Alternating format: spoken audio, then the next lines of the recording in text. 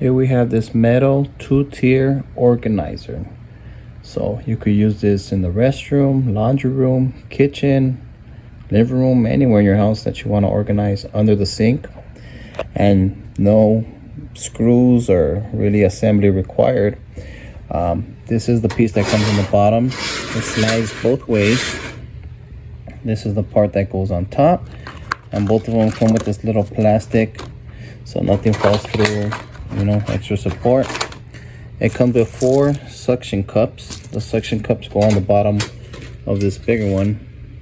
You can see the little holes there for the suction cups, just if you don't want it to move. And this metal piece here, which you insert in the back here, so that slides in there. This part has little hooks here that goes on top. You just put it on top there, push it down, and there you go, assembled.